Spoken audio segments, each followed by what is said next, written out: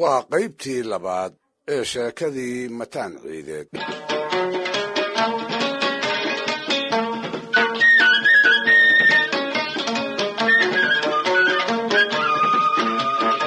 dhegaystayaal, xasan mataan oo sidaan idiin hormariyey mataan ciideed isku magacaabay dabadeedna sidaa ku caan baxay wuxuu ahaa dabeecadihiisii la yaabka lahaa nin laga wada ashahaatay oo weli lagu xusuusto, nin ku tashaday dad oo idil inuu gumeeyo.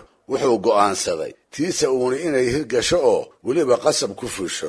cid walba oo ay wax kala galaanba inuu qorshihiisa ku dirqiyo ayaa la wacnaatay. gardarro aan butulli laga odhan karin ayuu inta wanaag mooday hub ka dhigtay.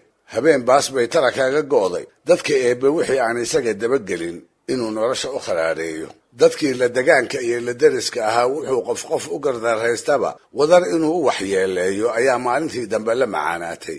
waa ninkii birindhaha tiraya wuu gedagadeeyey. dharaarba far laga naxo ayuu ku kacay. maalmo kooban kolkay ka soo wareegaanna mid ka daran iyo waxaan la eegayn ayuu la soo baxay. dumarka iyo carruurtu maatadu waa ka nabadgeli jirtay, iyagiina waa ka ajoon waaye. gamuunadii gardarradiisa ruuxna kama uu badbaadin. kol qurana isma uu odhan ba'eeyey adiga kugu soo noqonne duulduulkooda uunka eebbe ka aayar. wuxuu haddaba ugu daraa diraacdii kululayd ee dheeraatay kolkii uu kala dhex galay biyihii iyo dadkii u oomanaa. muqlo hogato meesha lagu magacaabo ayuu geed ka waabtay, geed xagar ah oo inta waa hore la gurmago'aneeyey halkii ay gudintu ku dhacdayba ay laani ka baxday. geedkaas ayuu inta sii hadoodiray harac ka yeelay. dabadeedna koorihiisii inta saartay ayuu wixii aan fardihiisa ahayn harsigiisii uga dhaartay oo isaguna dhinac ka degay. waa kob aan biyo ceel u ogog lahayn, balli iyo xadheedna warkoodaba daah saaxilligoodba lama jooge. ninkii dhulka yaqiinay wuxuu yidhi haddii gunagada loo dhaamiyo iyo haddii malaada qarre iyo qoraxay loo dhaamiyaba waa 3 guul. macnaheedu wuxuu yahay 2 habeen dhaan ceelka ka soo maqnaa ayaa habeenka 3aad muqlo hogata iyo xagarka xasan mataan ku soo beegma. habeenkaas ayuu dhaankaasi halkaa ku furtaa oo awrta rarka lagaga nasiyaa. ragga wadaana ay cabbaar ku indha guduudsadaan. berri oo kale ayay ku aadan yihiin maatadii dumar carruur iyo doonkaba lahayd ee oonka aawadii kolba hirarhka dhalanteedka ay laabtu uga hinqanaysay.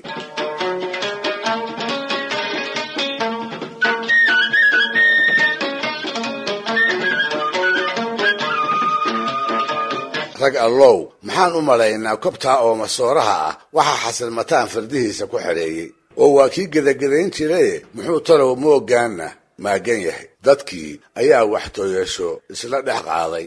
su'aal aan laga jawaabi karin ayay ahayd, isagii baase wax yar kadib ficil kaga jawaabi doona. show shayddaankii gardarrooyinka u kala doori jiray ayaa ku yidhi mataanow, ma adiga oo mataan ah ayaad fardahaaga xoog tiri oo diif aan eebba badin adigu u keeni. xilligan lagu jiro farda qoraxay u arooray maxaa ka hari? fardasabma kuu noqon bi'i waaye dadka kale ka gobsanidoo la mid ma ahide sidii qowsaar adiga oo farda u waraabinaya yaan kaalin ceel lagugu arag. mataan baa goortaas shayddaankiisii dhegta u raariciyey oo markuu dhammaystay midhaa weydiiyey oo maxaan yeelaa? waxaad yeeshaa xagarkan haraca ah dhaamanka wabaxa ee soo mara maalinba mid haamaha ka degsa oo geesigii ciideedow argeegta ayaa ugu biyo qaboobe fardahaaga hadba dhoon horaad ka durduur. maxaa sangayaashaada iyo geenyooyinkaaga aroorna u geeyey adiga oo mataan ciideeda? ma labalabayne tala isha laga riday ayay ula ekaatay. dhalinyaro tabaraysatay oo isaga ka dambaysa ayuu urursaday. dhaankii iyo maatadii uu 3 guulka u ahaa ayuu isgafsiiyey. awrtii soo martaba waa toydaa. wuxuu haybiyaa nin kale iyo cidda loo wado. nin alla ninkii uu madaxtaa ku maqlay ratigiisii buu arrumay. haamihii buu ka rogay oo baxdowyadii uu xagarka qolkujiraha kaga dhigay afka u geliyey. sow ceelkii ku noqon ma aha. sow 3 maalmood oo kale maatadii ha oomanaata ma aha. sow ilmadowdu ha yuusta ma aha. sow gantaaraha gardarrada ee ay awooddu lalinayso kuwa habaarku kolkool kama xanuun badnaadaan. taas mataan ma ogeyn. luunka saqiirkana waxaa uga daraa aroorka fardihiisa. ha iloobina dhegaystayaal weedhii axmed maxamed uu ku jawaabi jiray kol walba oo loo soo sheego wax xille oo uu ku kacay. weedhii ahayd xasan mataan wixii eebba ku abuuray weli ma dhicin.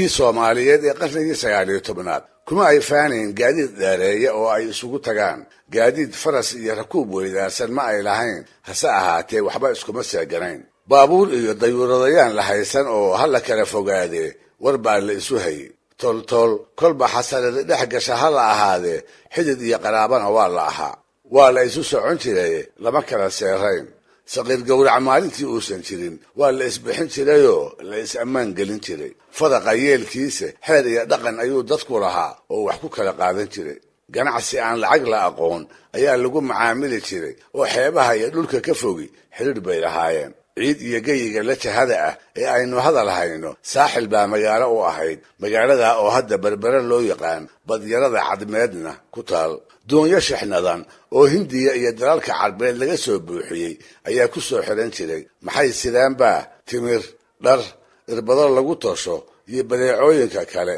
ee waagii la joogaba raacatadu ay bandarada uga baahan tahay ganacsatada reer saaxil waxay badeecada ku rari jireen awr iyo rag garka haya oo kabaro loo yaqiin imaanshahoodana la dhowro safrahaas ayaa tagi jiray miyiga xeebaha ka durugsan si waxa ay sidaan ay ugu soo bedeshaan baalka gorayada malmalka garceesaanka gaashaamada iyo hadba wixii reer saaxil abda u leh oo ay dibadda u dhoofsanayaan amaba ay lafahooda u doonayaan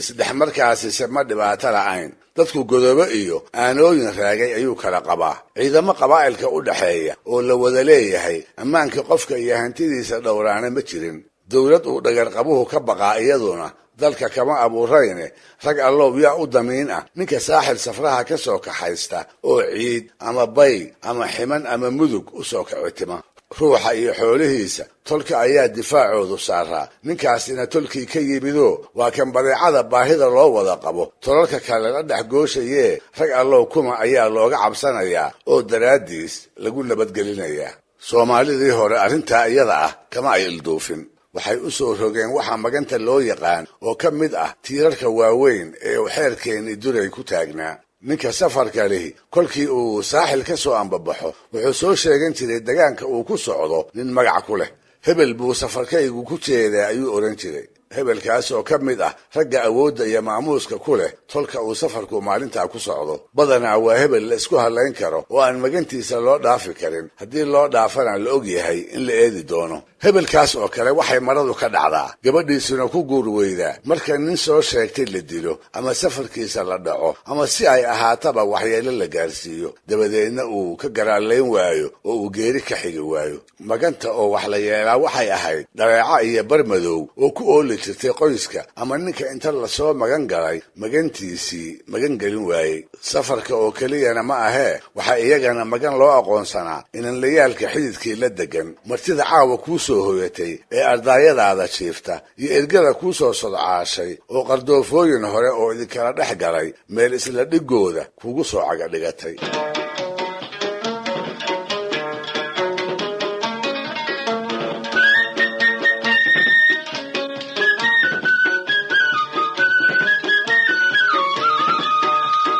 dhaqankaa wanaagsan ee bulshadii Soomaaliyeed inteedii badnayd ay u hogaansanayd waxaa jiray nin uu la xumaa oo inta dhinac uga bayray magantii nabadgelin waayey safarkii bartimaha reerahooda ganacsiga u joogayna goor subax ah xoog kula wareegay sida aad marayn kartaanna ninkii aan u jeedaa waa Xasan Mataan waa ninkii uu kibirku wanaag oo idil ilowsiiyey bal wax dhowra dhagaystayaal barnaamijkii dhaqanka iyo hiduhu maanta halkaa inoo joogo waa inoo toddobaadka soo socda iyo qaybtii saddexaad ee sheekadii Mataan Ciideede inta ka horraysa nabad iyo warsan